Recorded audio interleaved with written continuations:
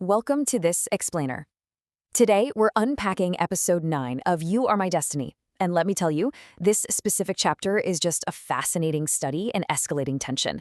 We're going to see exactly how massive external pressures force the internal evolution of our main characters, basically pushing them into an absolute corner. So let's break it down.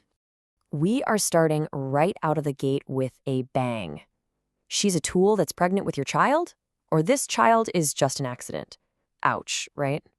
This absolutely brutal truth bomb is delivered by the obstetrician, Dr. Hao, and it perfectly captures the core dilemma of the whole episode. This isn't just a bump in the road. This episode is a multi-layered pressure cooker, forcing Wang Xiyi to finally confront his deepest hypocrisies. I mean, the guy is juggling a fake marriage, a very real pregnancy, and a totally collapsing business all at once. Okay, let's dive right into section 1, the domestic squeeze. Before we even look at the grand public gestures, we really have to understand the chaotic private realities our protagonists are facing.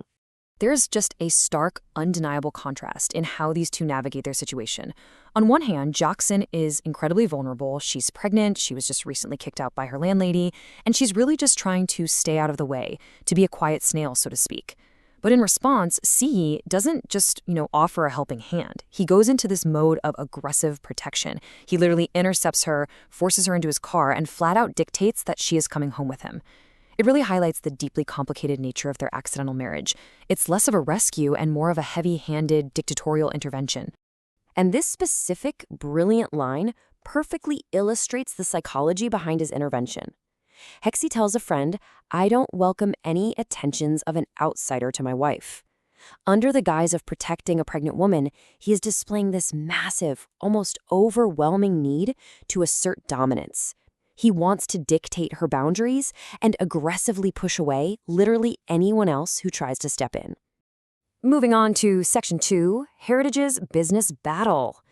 Because, wow, while his domestic life is a total mess, Thee's professional life is actively catching fire, especially with the family matriarch falling into a sudden coma. Let's break down this absolute corporate trap that Xiyi finds himself in. First, Xiyi desperately secures factory cooperation with Hi-Fi Group to save their legacy brand, Heritage. It seems like a win, right? But immediately, his partner, Mr. Chen, unilaterally pivots the whole deal to promote his own product, Piaosheng shampoo. It's so sneaky. Zhou slyly leverages Chengje Group's stellar image to launch his own brand, all while actively suffocating Heritage. Xiyi is completely outmaneuvered here and backed squarely into a corner. But, Sitsi is nothing if not tenacious. His operating philosophy, selling as a kind of creation. He outright rejects the market analysis department's conclusion that Heritage is just destined to fail. He fundamentally believes that proactive creation outshines cold market data. And it's exactly this desperate need to actively save the brand's public image that pushes him toward a highly unconventional PR strategy. Which brings us to section 3, a harsh medical diagnosis. This right here is the emotional fulcrum of the story, where his calculated business strategy fatally collides with his own personal failures. So, to save his brand's image, Xiyi decides he absolutely needs a high-profile endorsement from Dr. Hao. He shows up at the hospital, putting on this grand, highly performative, good husband routine. But Dr. Hao is sharp, and he immediately notices the glaring cracks. Xiyi has never attended a single pregnancy checkup. He's missed every single mom's classroom, and he didn't even know the doctor's name. And the absolute kicker? Just to show off, Xiyi completely ignorantly offers to take his pregnant wife out to eat sashimi. Yeah, raw fish for a pregnant woman. His shiny corporate polished facade just crumbles instantly.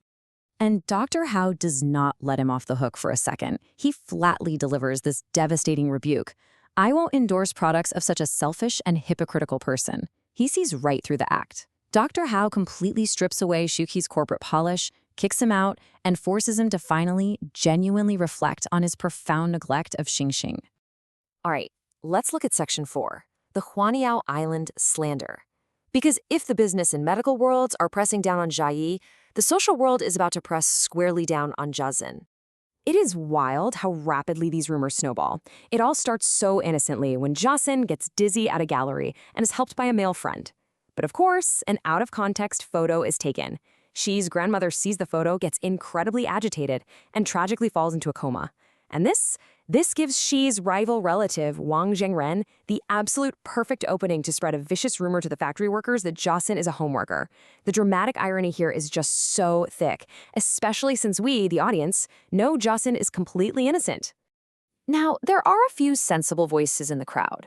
One worker even points out, in my opinion, Jiaxin is a stick in the mud. How's it possible for her to meet another man? I mean, they've literally watched her grow up. But those sparse voices of reason, they are completely drowned out.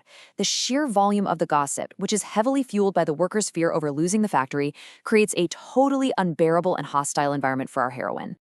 And that leads us to our final section, the ultimate public defense. All of these chaotic threads are now rushing toward a single narrative convergence point, the joint ribbon-cutting ceremony. At this exact moment, public perception is completely warped, and the deck is heavily stacked against our protagonists. In the eyes of the crowd, Wang Zhengren is being hailed as the hero who is saving the factory. Wang Xiyi is viewed as the ruthless executioner who wanted to wipe out their jobs. And Chen Jiaxin, she is branded as the ultimate villain who caused the matriarch's coma. This is the incredibly angry, hostile crowd that Xiyi forces Jiaxin to stand in front of. Which brings us to the ultimate million-dollar question. Will Xiyi protect his corporate image, or will he protect his wife?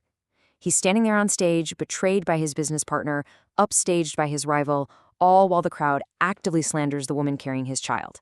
It is the absolute ultimate test of his character under fire. So what is he going to do? He steps right up to the microphone and delivers this explosive final declaration.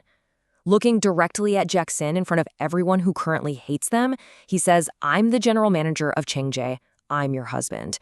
It's an incredible moment. Here, Xiyi masterfully synthesizes his dual identities.